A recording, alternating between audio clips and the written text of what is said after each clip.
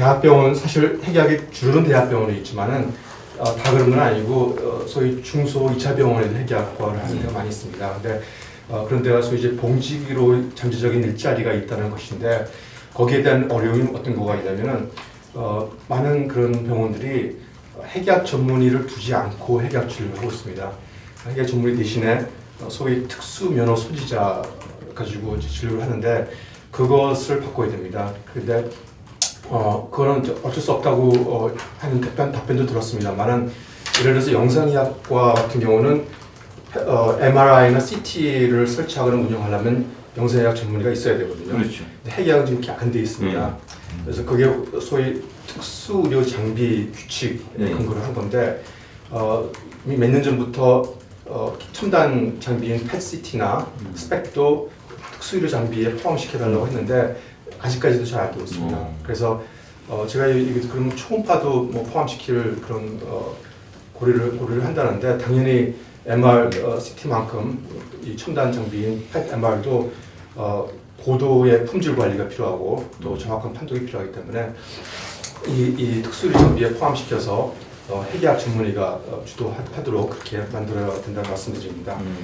지금은 전문의가 아닌 특수 면허 소지자가 환자의 몸에 동영상을 투여하고 영상하고 하는 그런 검사를 책임을 지고 있습니다. 그래서 그런 문제를 말씀드리고요. 세 번째는 심지어는 핵약 검사의 판독료도 핵약 전문의가 아니라 특수 면허 소지자면 받을 수 있게 되어 있습니다. 그래서 그것도 저희가 몇 년째 그걸 바꿔달라고 하는데 수정이 안 되고 있습니다. 그래서 이러한 급여 산정 지침 수정이 필요합니다. 지금 그렇기 때문에 병원 입장에서는 핵약 전문의를 굳이 두지 않아도 되는 상황이 되거든요. 그래서 그 문제 해결해야 되는 말씀을 드립니다. 정책적으로 이제 좀 저희가 요청을 드리면 현재 저희가 일반 의사면 뭐든지 다 모든 프랙티스를 다 하고 있는 거가 사실 의료법에 돼 있기 때문에 어떻게 보면 전문가에 대한 그런 어떤 인정 그런 부분이 좀 약하지 않냐 저희 나라가. 그래서 아까 핵약과 회장님도 결국 그런 부분에 대한 얘기가 많으신 건데 그래서 저희도 보면 어떻게 요양병원이라든지 이런 데 보면 결국은 뭐 모든 의사가 다 뭐 열치료 뭐 이래갖고서 이제 다 고도면 한단 말이죠. 근데 그것을 요양병원의 대부분의 또 환자가 상당히 암 환자가 많고, 근데 암을 전공하지 않은 의사들이 다 암 환자를 또 뭐 케어하고 있고. 그러니까 물론 이제 의사가 어떤 특수 과정이라든지 과정을 해서 교육에 어떤 뭐 라이센스를 딴다든지 그러면 그걸 할 수 있는 거지만 그런 것도 전혀 없는 상태에서 그냥 모든 의사면은 어느 과 의사는 다 열치료를 할 수 있게 돼 있다든지. 그리고 그런 거 보면 이제 그 암을 전공한 의사들에 대한 그런 어떤 자격에 대한 전문가에 대한 인정이 잘 안 되고 있는 거죠. 그런 게 결국 잡에 대한 관련이고, 결국 의사가 다 배출돼서 그 취직이 잘 되면 뭐 그과가 뭐 인기가 없겠습니까? 다 지원을 하죠. 젊은 사람들이 취직 자리를 보는 건 당연한 거고, 그런 부분에 대해서 정책적으로 좀 인도를 좀 해야 된다. 그러니까 퀄리파이드에게 가야 되게 해줘야지. 그걸 지금 저희도 보면 뭐 의사 혼자서 방사중학교 의사 하나가 그냥 큰 종합병원에서 혼자 근무하고 있는 사람도 있어요. 그러면 그 사람이 1년만 근무하는 게 아니고 30년씩 근무하는데 그의 최신 지식에 대한 얼마나 그 습득을 할 수 있겠냐, 그런 여건이 되겠냐. 그런 데는 좀 더 정책적으로 우리가 더 유도를 해줘야 된다. 2명, 3명, 4명이 될 수 있게. 그래서 진료뿐만 아니라 연구 기능도 가질 수 있게끔 결국은 이렇게 유도를 해줘야지. 그래야지 더 환자들한테 양질의 뭐 진료가 되지 않을까. 그래서 그런 부분에 대해서는 뭐 학회에서 노력한다고만 되는 건 아니죠. 우리 정책적으로 나라에서 급여를 어차피 급여 숟가락을 다 정책적으로 나라에서 내지 않으니까 그런 쪽으로 재투자가 일어날 수 있고 대학병원이나 종합병원에서 재투자가 일어날 수 있고 해줘야 된다. 그래서 더 많은 의사를 고용할 수 있게. 그러니까 뭐 많다는 게 무조건 좋다는 것보다는 적어도 이 정도 치료를 하기 위해서는 이 정도 진료나 연구를 하기 위해서는 이 정도는 있어야 된다라는 그런 가이드라인은 우리가 학회에서 제공한다고 그러면 그걸 정책적으로 끌어주는 건 결국 나라에서 끌어줘야 되지 않냐. 그래서 저는 그 두 가지를 말씀드리고 싶습니다. 의료인력 수급 관련해서는 제 생각에는 그 배출되는 전문의가 실제로 어디로 가는지를 한번 파악해 보시는 게 필요할 것 같습니다. 그러니까 지금 어느 특정 과라고 이렇게 말씀드리긴 힘들지만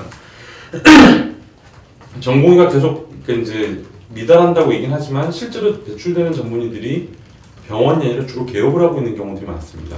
그러니까 그거는 역으로 뭐 자리가 없으니까 개업할 수밖에 없다고 하지만 그 얘기는 개업 전문의 선생님들이 더더군다나 이제 되게 스페시픽한 전문의를 따서 개업한다는 얘기는 쉽게 말하면 이제 아까 일자리가 없어서일 수도 있지만 일자리가 변화 없는 상황에서도 그렇다는 얘기는 이게 어떻게 보면 공급이 과잉일 수도 있다는 걸 관점이 있을 수 있기 때문에 그 부분은 수급을 할 때 실제로 그 전문의들이 어디로 가는지 그러니까 결국은 더더군다나 이제 여기 지금 오늘 와주신 선생님들은 개업을 목표로 전문의를 따시는 분들은 아닐 가능성이 많지 않겠습니까?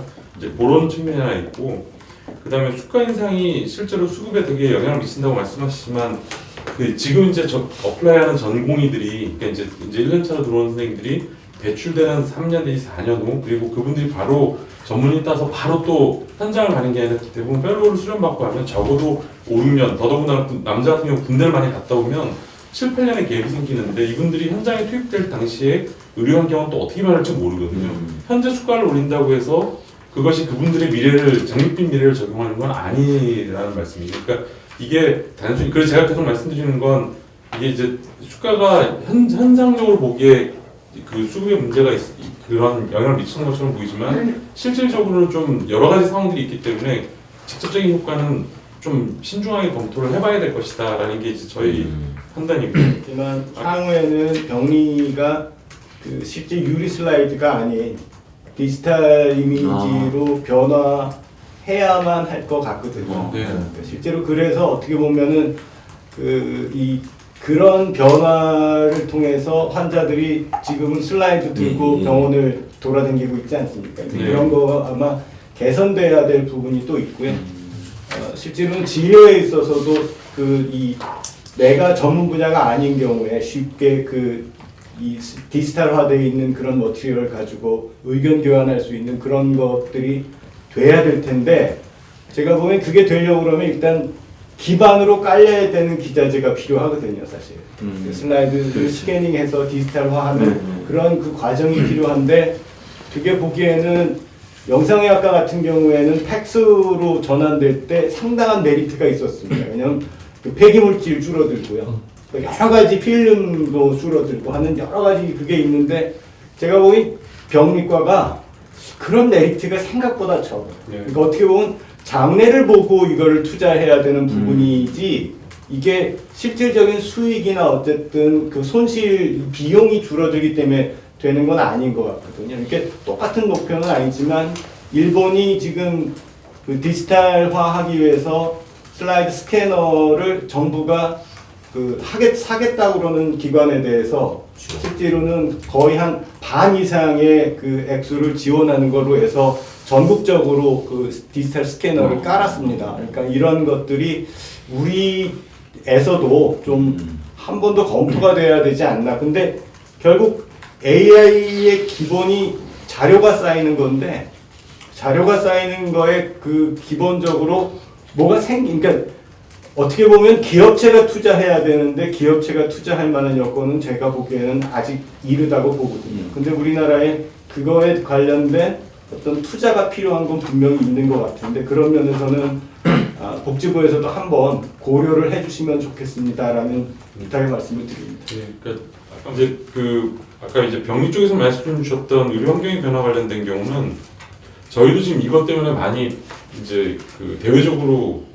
요구를 받고 있습니다. 그러니까 이제 역으로 이제 병리과 같은 경우는 이제 미래는 없어지지 않냐 이런 얘기를 듣는 것처럼 AI나 3D 프린팅이나 뭐 체외 진단기나 이런 것들 같은 경우는 시대가 이렇게 변했고 기술이 발전하는데 건강보험이 오히려 못 따라가고 있다. 이런 현장을 못 따라가고 있다는 요구들이 많습니다. 그래서 사실은 저희도 지금 이 부분에 대해서는 아직 뭐 이렇게 뚜렷하게 어떻게 하겠다는 말씀 못 드리지만 그러니까 거스를 수 없는 대세가 있는 것 같습니다. 그래서 이 부분에 대해서는 좀 뭔가 저희도 좀 변화를 해야 되는데 아직은 방향성을 그렇게 확실하게 잡지 못했고 다만 저희가 이제 그 체외 진단기 같은 경우는 이제 시약처에서 이제 안산성 유효성을 어느 정도 받았고 더더군다나 이제 침습적인 행위가 아니기 때문에 그 부분에 있어서는 저희가 일단 선진입하는 형태 그리고 나중에 후평가하는 형태로 이제 좀 적용하는 걸 내년부터 좀 바꾸려고 하고 있거든요. 근데 이제 그런 하나하나도 있는데 지금 이제 예를 들면 방사선 쪽에서는 이제 아까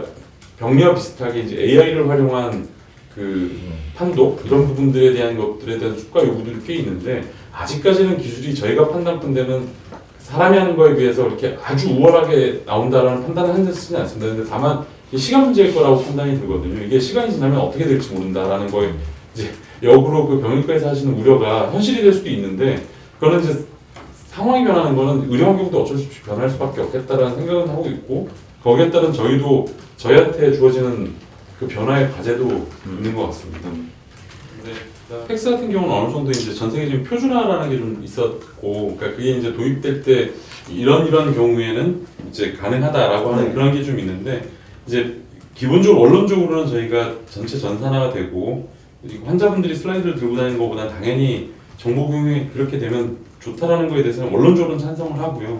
만약에 그게 이제 필요하다면 검토를 해볼 수는 있는데 일단 그 전에 이제 이게 저희도 잘 모르는데, 그러니까 원론적으로는 디지털화가 되면 되게 좋을 것 같다는 판단은 드는데 이게 이제 어느 정도 표준화가 전 세계적인 글로벌한 표준화가 되어 있는지 그냥 전산화되면 그냥 무조건 스캐너가 되면 저희가 이게 그냥 할 수 있는 상황은 아닐 거라는 판단이 좀 들어서요. 그러니까 그 부분만 저번에 한번 제가 말씀드렸죠. 그 부분은 한번 따로 예, 저희가 예, 예. 저 자료 들고 네. 한번 뭐 수가의 문제나 그 다음에 수가가 결국에는 인력 채용으로 또 이어지는 부분들 그리고 여러 가지 결국 또 그것이 이제 그 어떤 장비에 대한 인정과 검사에 대한 가치와 모든 사항들이 결국에는 일자리인 것 같습니다. 결국 일자리가 늘어야지 전공의가 교과를 지원하게 되고 되는데 그래서 이 부분들 어떻게든 이제 늘려나가야 된다. 왜냐하면 그것이 단순히 어떤 학회의 어떤 그 독점권을 가지려는 게 아니라 국민에 대한 의료 서비스의 향상에 기여하는 부분이라면 정부에서는 그걸 적극적으로 수용하고 지원해야 되고요.